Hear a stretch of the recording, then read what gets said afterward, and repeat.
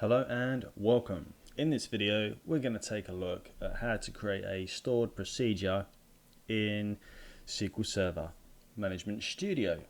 So I've got some code on the screen already.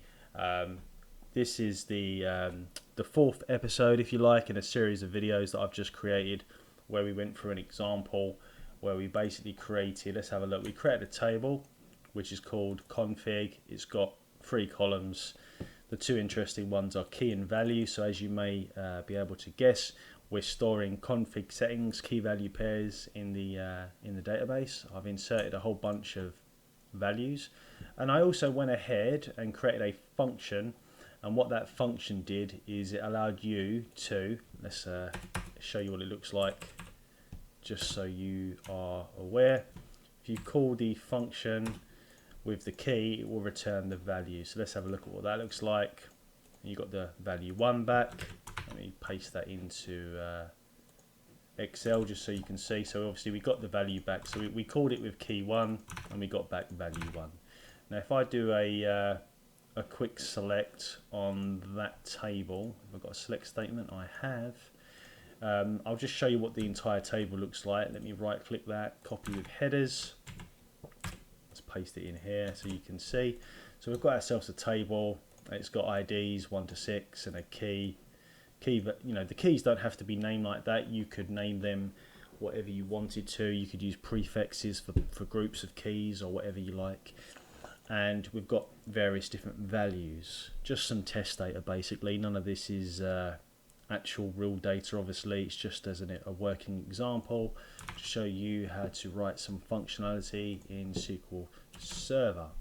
So what I'm going to do now is I want to create, so I've got a function, right? I've got a function and we can call it with a key, yeah? And that will obviously return whatever the value is for that key. But what about if I wanted to get all of them? It'd be quite nice, I think, to maybe create a procedure. And this is just a random example, so it might not be the best example, but I'm going to create a procedure that takes in a parameter, for example, takes in the key, but what it does is it does a wildcard on the key. So, for example, I could pass in, let's say, KEY, and it will actually return all of the keys that, let's say, begin with KEY. So for example, if we had a whole bunch of different configs, some that might start with, I don't know, they might start with a code NTL, or another one might start with a code ABC, you could basically get a bunch of config settings that relate to a certain thing.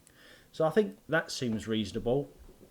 Obviously, you know, this is just an example. I could have created another column that was for type or group, but this is just as a quick example of how to create a stored procedure. So I think this will be absolutely fine.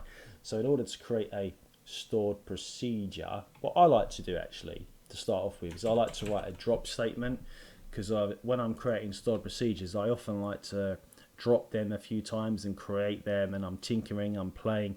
Obviously you wouldn't want to do this on a live system, but if you're just doing it on your development box, there's really no harm. So let's start off with a drop statement. So let's say drop procedure. Now obviously if the procedure doesn't exist, you don't want this code to fail, so we need to add a caveat, a little if statement. So put if exists, and then at this point you're just going to put the name of the schema and the name of the object. The schema is DBO. You don't have to specify the schema because it is the default schema. However, I like to for consistency, and we're going to call our store procedure, what are we going to call it? I think we're going to call it GetConfigs. That'll do. And I like to put a little go statement after my drop, because that will tell SQL Server Management Studio to execute anything prior to that go statement or between go statements as a batch. So it will send it to SQL Server from SQL Server Management Studio as a batch. So let's just check that that works. Let's use the pass statement. Pass statement is happy. That means there's no syntax errors. Let's run it, and it run. And the great thing about this is you can run this all day long. It won't fail. If we'd got rid of the if exists, then this will actually only work for the first time if your object exists, and then it won't work again. So that's why we add the if exists, because if it exists it will drop it, and if it doesn't exist it won't do anything, which is exactly what we want. So let's go ahead and start creating our table, shall we? Our store procedure rather. So create procedure. Again, we're going to give it the name. We already know the name because we decided upon that previously. So that's the name of the store procedure, and I'm going to put as, and then we're going to have a begin. I always like to get this out of the way, end, and I always have a go statement at the end just to tell SQL Server Management Studio to tell SQL Server to execute everything between this go statement and this go statement as a batch. Now we're going to want to take in a parameter. So at this point, let's go back just to the name, and we're going to add an open and closed round bracket just after the name of the stored procedure. And we're going to call our parameter that we're taking in. We've got to denote the parameter with an @ symbol, and we're going to call it key. Okay, but we now need to go ahead and give it a type as well. What I'm going to do is I'm going to be a little bit cheeky, and I'm just going to copy the value from the create table statement, just because I'm feeling lazy and it makes my life easier. Right, so yep, that works. I'm happy with that. I think that works. Do you think that works? Let's hope so. Right, so at this point, this is where we need to create a select statement. So just to recap, we've got our drop statement. This will drop the procedure, sorry, if it exists, and then we've got our create procedure statement. We've got the schema name.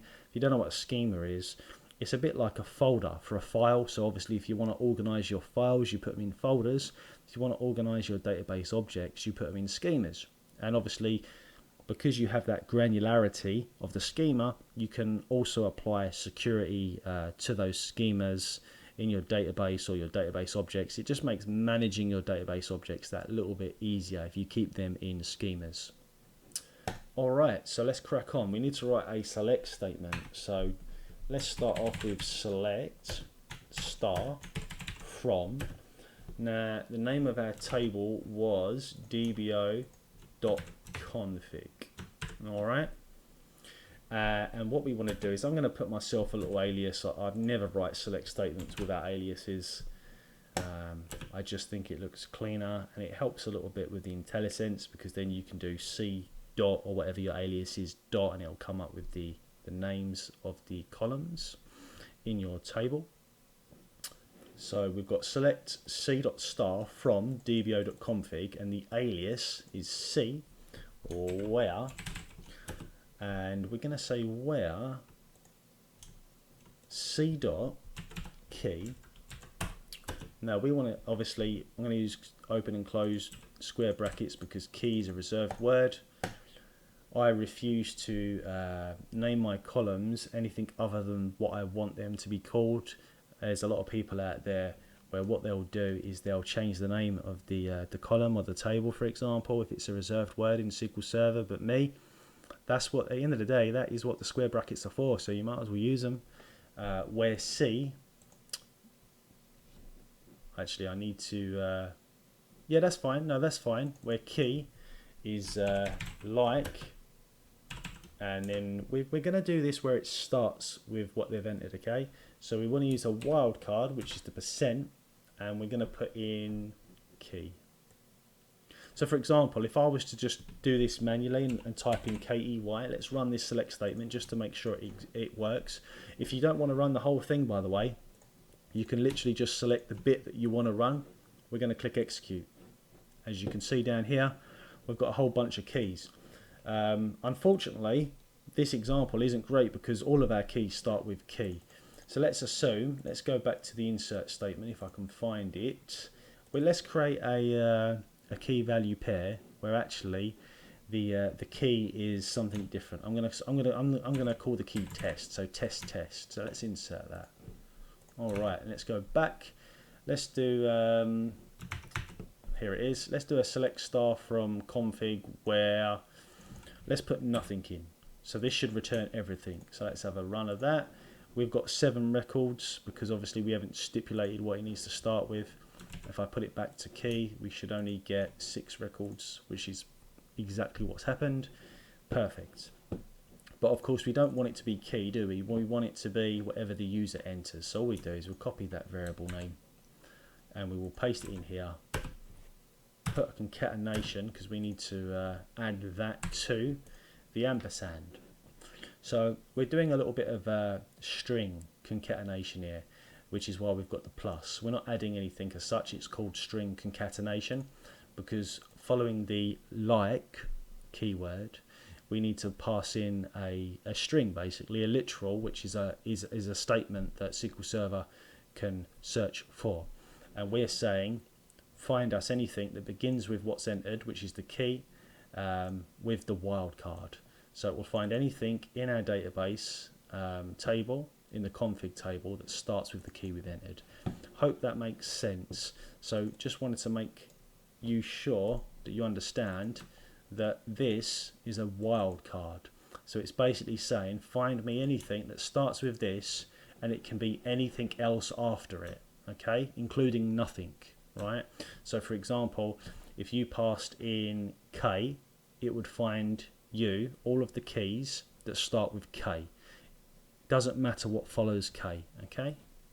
And likewise, you could insert whatever you want. If you insert nothing, it will return everything, yeah, because we're not stipulating what the key has to start with. So I hope that makes sense.